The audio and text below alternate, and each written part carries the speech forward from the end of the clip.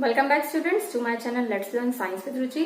आज की क्लास में हम क्लास 7th के साइंस बुक के चैप्टर 2 न्यूट्रिशन इन एनिमल्स का पार्ट 2 करेंगे। पिछली क्लास में हमने nutrition in animals, other animals में कैसे न्यूट्रिशन होता है ये देख लिया था, न्यूट्रिशन में क्या क्या आता है ये भी हमने देख लिया था। आज हम बात करेंगे ह्यूमंस की, ह्यूमंस में डाइजेशन कैसे होता है। तो सबसे पहले बच्चों मैं आपको ये बता दूं कि 6th क्लास में हम ये पढ़ के आए हैं कि जो ह्यूमंस है, जो मानव है, वो कैसे जीव है, वो सर्वाहारी जीव है, वो ओमनीवोर्स हैं। क्या है? ओमनीवोर्स। और ओमनीवोर्स कैसे होते हैं? जो प्लांट्स और एनिमल्स दोनों के ही प्रोडक्ट्स को खाते हैं, एज फूड लेते हैं, वो क्या कहलाते हैं? ओमनीवोर्स।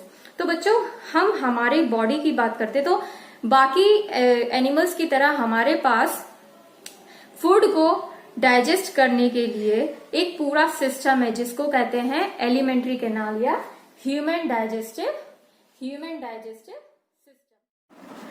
हमारा जो डाइजेस्टिव सिस्टम है वो डिवाइडेड होता है buccal cavity, stomach, large intestine, small intestine, rectum, anus में। इसके साथ ही जुड़े रहते हैं कुछ ग्लैंड्स और ब्लैडर, जैसे कि लिवर, गॉल ब्लैडर, पैंक्रियास, ये क्या है? और सलाइवरी ग्लैंड। ये क्या है? ग्लैंड्स हैं जो कि डाइजेस्टिव जूसेस सिक्रीट करते हैं और डाइजेशन में हेल्प करते हैं। हमारा जो भी हम खाना खाते हैं वो सबसे पहले हम माउथ या मुंह से लेते हैं। मुंह में हम जो भी खाना खाते हैं सबसे पहले हम उसको दांतों से चबाते हैं। अब चबाने के लिए हमारी बॉडी में 4 टाइप्स ऑफ टीथ होते हैं, ठीक है? मोलर्स, चवर्णक, प्रीमोलर्स, अग्रचवर्णक, कैनाइन, रत्नक, इंसिजर्स, कृतक। कृतक मतलब काटना, काटने वाले दांत जो होते हैं वो इंसिजर्स होते हैं। ये जो है सबसे फ्रंट में होते हैं। देखिए यहाँ पे जो दांत है ये क्या है? इंसिजर्स। इंसिजर्स के बाजू में ही साइड में दोनों साइड लगे होते हैं 4 टीथ जो कि होते हैं कैनाइन्स या रत्नक। इनका क्या होता है? टीयर करने का। इंसिजर्स का काम है कटिंग का, काटना। कैनाइन्स का काम है टीयर करने का। आपने देखा होगा जो नॉन वेजिटेरियंस लोग होते हैं वो क्या ऐसे करके खाते हैं, जो भी नॉनवेज है, जो मीट है उसको ऐसे करके खाते हैं, क्योंकि कैनाइन्स जो है फ्लैश को टीयरिंग करने का काम करते हैं, ठीक है? आपको ये भी पता चल जाएगा जो इंसान नॉन वेजिटेरियन होते हैं उनके कैनाइन्स जो है डेवलप्ड होते हैं, जबकि जो वेजिटेरियन लोग हैं जैसे कि मैं, इनके कैनाइन्स जो है डेवलप नहीं होते हैं उतने, क्योंकि उनके पास टीयरिंग का इतना वर्क नहीं होता है, ठीक है? आगे बढ़ते हैं प्रीमोलर्स एंड मोलर्स। प्रीमोलर्स जो होते हैं वो ये वाले रीजन में होते हैं और इनका काम होता है ग्राइंडिंग का। जो भी फूड पार्टिकल्स है उनको और फाइन पार्टिकल्स में चेंज करने का काम किनका होता है? प्रीमोलर्स का। मोलर्स जो है वो mostly late in the age आते हैं, 12 साल की एज के बाद जो दांत आते हैं, जिसको हम अक्ल दांत भी कहते हैं, वो क्या होते हैं? मोलर्स। मोलर्स क्या करते हैं? और फर्दर ग्राइंडिंग में हेल्प करते हैं, ठीक है? आगे बढ़ जाते हैं हम में च्यू करते हैं। जब हम च्यूइंग करते हैं ना, जब हम चबाते हैं ना, तो चबाने के साथ यहाँ पे जो है सलाइवरी ग्लैंड्स होती हैं। सलाइवरी ग्लैंड से क्या निकलता है? सलाइवा या लार। लार क्या करता है? जो भी चीज हम खाते हैं उसको मॉइस्ट कर देता है, उसको गीला कर देता है। गीला करने के साथ साथ ही जो हम फूड खाते हैं उसका डाइजेशन हमारे माउथ में स्टार्ट हो जाता है, क्योंकि सलाइवरी ग्लैंड में होता है कौन सा एंजाइम? एमाइलेज। कौन सा enzyme? Amylase, amylase enzyme.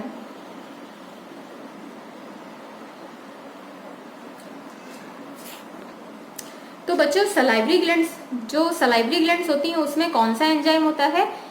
Amylase. Amylase क्या करता है? जो भी हम फूड खा रहे हैं या चबा रहे हैं उसमें प्रेजेंट जो भी कार्बोहाइड्रेट है उसको ब्रेक कर देता है, किसमें? ग्लूकोज में। अब एक बात देखिए, जब किसी चीज को हम चबा रहे होते हैं, अगर हम उसको लगातार चबाते रहें, वैसे भी हमें फूड जो भी हम खाते हैं हमें अच्छे से च्यू करके खाना चाहिए, अच्छे से उसको चबा के खाना चाहिए ताकि उसका प्रॉपरली डाइजेशन हो सके। एटलीस्ट 32 टाइम्स हमें एक बाइट को च्यू करना चाहिए, जिससे कि वो इजीली डाइजेस्ट हो जाए और बहुत फाइन पार्टिकल्स में कन्वर्ट हो जाए। तो बच्चों सबसे पहले क्या होता है? जो भी हम च्यू करते रहते हैं चीजों को, तो वो क्या करते हैं? धीरे धीरे उसमें जो भी कार्बोहाइड्रेट है वो टूट जाता है ग्लूकोज में, ठीक है? जो भी फूड पार्टिकल है उसको कन्वर्ट कर देता है सिंपल ग्लूकोज में। कौन? एमाइलेज। कहाँ होता है? सलाइवरी ग्लैंड्स में।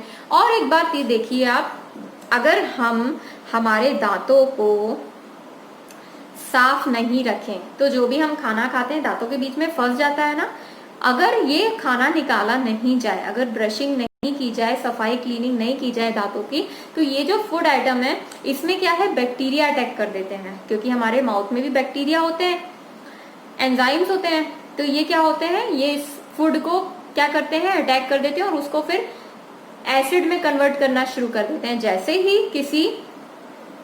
जैसे ही फूड पार्टिकल्स जो हैं एसिड में कन्वर्ट होते हैं तो ये जो हमारे दांत है इनको सड़ाना शुरू कर देते हैं। इसीलिए जो भी मीठी चीजें हम खाते हैं ज्यादा, आपसे मीठी चीजें कम खाने को क्यों कहा जाता है, क्योंकि दांत सड़ जाएंगे। अब ये दांत कैसे सड़ जाएंगे, ये बहुत स्लो प्रोसेस है, पर आपको देखने को मिलेगा कि आपने चॉकलेट खाई, चॉकलेट क्या एकदम उसमें कोई फाइबर तो है नहीं, वो दांतों के बीच में जाके फंस गई, अंदर रह गई, अब आपने ब्रश तो किया नहीं उसे, तो वो दांतों के साथ ही ऐसे ही चिपकी रह गई। अब बैक्टीरिया ने क्या किया, इस स्वीट को कन्वर्ट कर दिया एसिड में।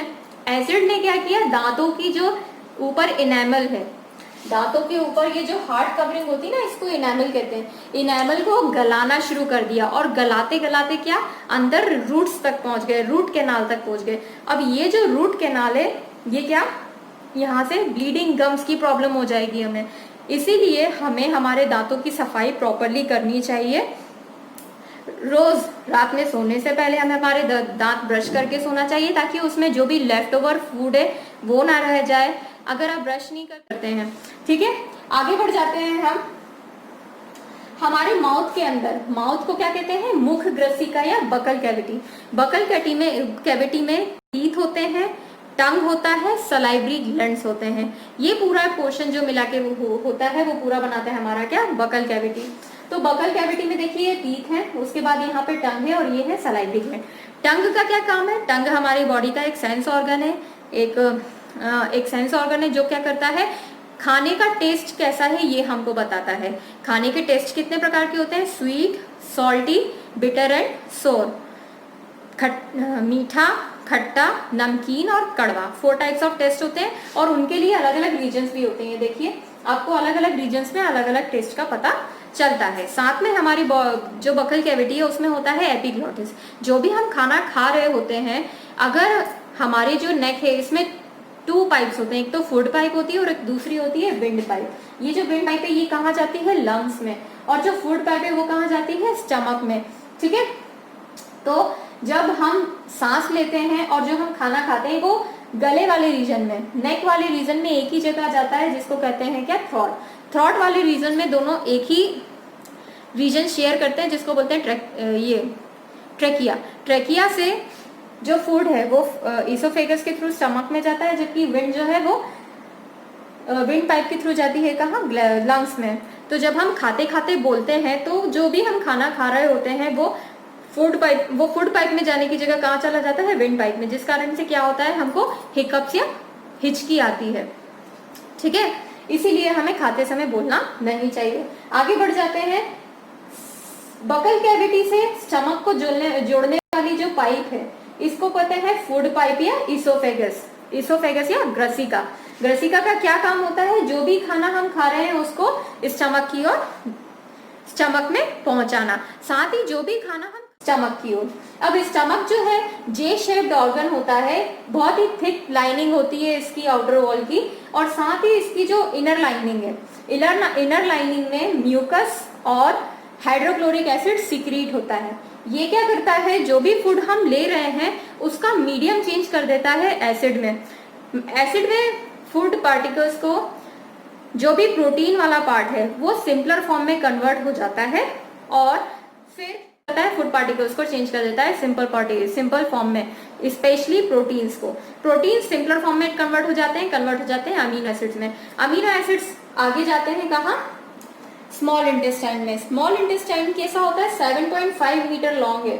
अब ये जो स्मॉल इंटेस्टाइन है आपको बहुत ज्यादा कॉइल स्ट्रक्चर दिख रहा है, क्यों, क्योंकि ये 7.5 मीटर लॉन्ग है, और इसे हमारी बॉडी के छोटे से रीजन में एडजस्ट करने के लिए क्या होता है, फोल्ड्स बन जाते हैं इसमें। स्मॉल इंटेस्टाइन से ऐड रहता है कौन, लिवर क्या करता है, बाइल जूस सीक्रेट करता है। अब ये जो बाइल जूस है ये गॉल ब्लैडर में जाके स्टोर हो जाता है, और वहां से फिर स्मॉल इंटेस्टाइन पे भेज दिया जाता है। स्मॉल इंटेस्टाइन में बाइल जूस जो है फैट के डाइजेशन में हेल्प करता है, और उसको डाइजेस्ट करने के बाद आगे भेज देता है स्मॉल इंटेस्टाइन के लोअर पोर्शन में। लोअर पोर्शन में विलाई लाइक स्ट्रक्चर्स होते हैं। ये जो विलाई लाइक स्ट्रक्चर्स हैं, इनके नीचे वेसल्स होती हैं। जैसे ही फूड डाइजेस्ट होकर लोअर पोर्शन में आता है तो जो भी उसमें कार्बोहाइड्रेट है, प्रोटीन्स है, फैट्स है, वो इन ब्लड वेसल्स के थ्रू भेज दिए जाते हैं दूसरे बॉडी पार्ट्स में, जहां पे इन प्रोटीन्स अमीनो एसिड्स को कॉम्प्लेक्स सब्सटेंसेस बनाने में यूज कर लिया जाता है, जिस प्रोसेस को कहते हैं क्या, एसिमिलेशन। ठीक है, क्या कर लिया जाता है, assimilation.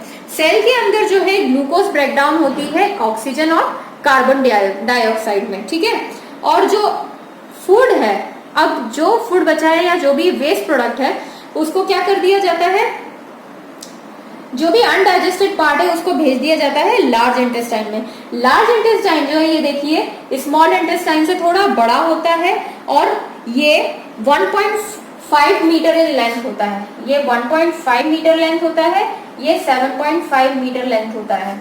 Small intestine 7.5 metre long है, लार्ज इंटेस्टाइन 1.5 मीटर लॉन्ग है।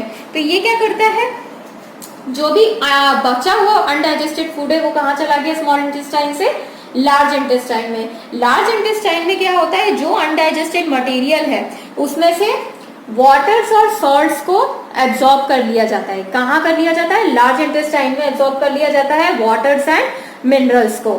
ठीक है, इसके बाद जो भी बचा हुआ मैटर है उसको भेज दिया जाता है कहाँ, रेक्टम में। रेक्टम क्या करता है, इस अनडाइजेस्टेड फूड को स्टोर करता है सेमी सॉलिड फीकस के रूप में और फिर बाद में उसे एनस के थ्रू बाहर भेज दिया जाता है। इस प्रोसेस को कहते हैं क्या, ईजेशन। ठीक है, तो इस प्रकार से हमारी बॉडी में डाइजेशन कंप्लीट होता है। साथ ही इसी के साथ ही हमारी आज की वीडियो ख़त्म होती है। आई होप आपको मेरी वीडियो पसंद आई हो। इसमें आपको कोई भी डाउट हो तो प्लीज़ कमेंट बॉक्स में बताएं, ताकि नेक्स्ट वीडियो में उसे मैं कवर कर लूँ। और thank you for watching, like my video if you liked it and subscribe to my channel.